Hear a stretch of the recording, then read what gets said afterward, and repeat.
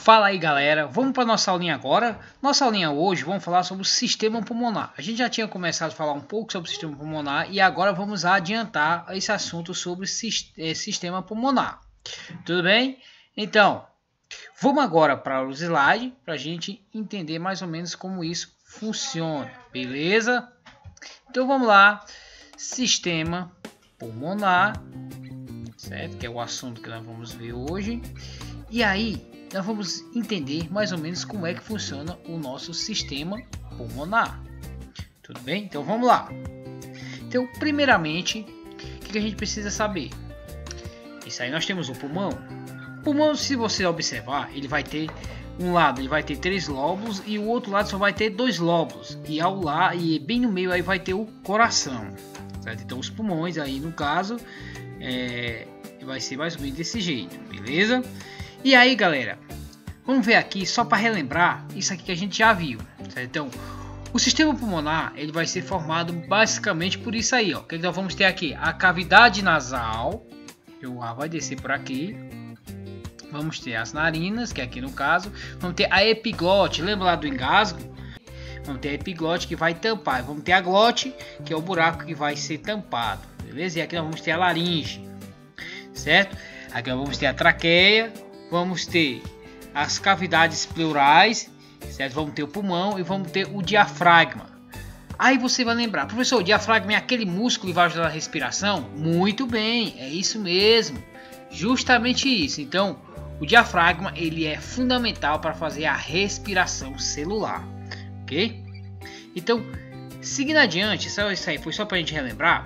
Vamos ver lá o conceito de inspiração e expiração. Então, a inspiração, o que vai acontecer com o diafragma? O diafragma ele contrai e os músculos intercostais contraem. Quando ele faz isso, o que vai acontecer? Vai fazer com que os pulmões eles aumentem de tamanho, certo? Ok? Então, a pressão interna do pulmão ele vai diminuir, certo? Fazendo com que o ar que está externamente ele consiga entrar dentro dos pulmões, certo? Já na expiração é o contrário, certo? Por que vai ser o contrário? O que vai acontecer na expiração? Vai acontecer o diafragma, ele vai, de certa forma, ele vai relaxar.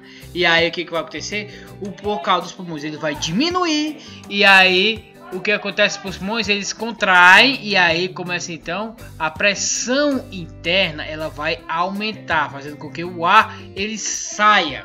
Ok? Então vamos para a gente entender melhor. Eu trouxe aqui umas imagens para a gente entender. Ó. Observe aí o que vai acontecer aí de fato. Isso aí é a inspiração. Ó. Aumenta de tamanho, o diafragma contrai, músculos intercostais contraem. E aí o que acontece? O ar entra. Já na expiração vai acontecer isso aí.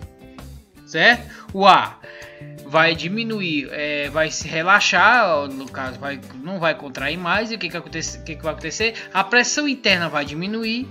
Certo? Ok? E aí o que acontece? O ar sai, certo? Ao contrário, a pressão interna vai aumentar e aí o que acontece? O ar vai sair, beleza?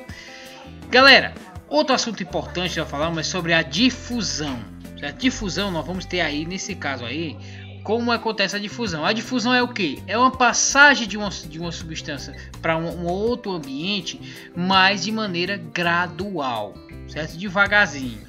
Certo? Imagina quando você pega e pinga um pouco de corante em uma água, certo? Com o passar dos dias, o que vai acontecer? Ela vai se difundir na vasilha, certo? Então, ficando totalmente de uma cor intermediária. Então, vamos lá para a nossa hematose, certo? E antes de hematose, vamos falar sobre o volume morto, certo? O que é volume morto? Pessoal, o volume morto é aquela parte, como eu disse para vocês, que acontece a difusão. O volume morto é que vai permanecer os pulmões dilatado, certo? Então ele vai permanecer dilatado graças a esse volume morto, certo? Ok?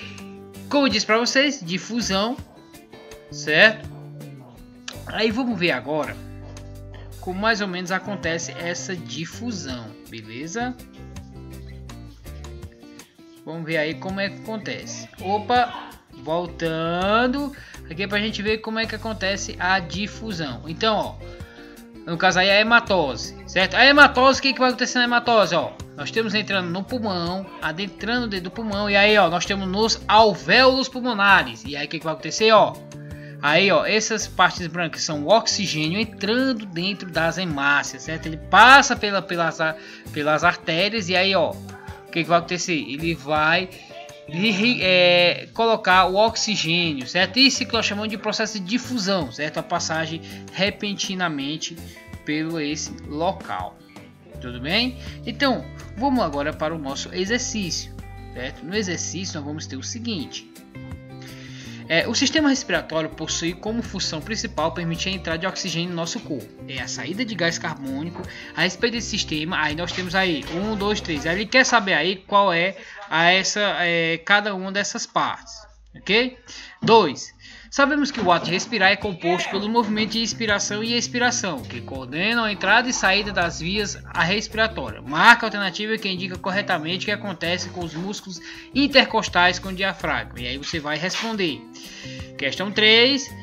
Troca gasosa no pulmão humano em condição normal ocorre. Aí você vai marcar, beleza? E a questão 4. Durante a respiração, quando o diafragma se contrai e desce, o volume da caixa torácica aumenta.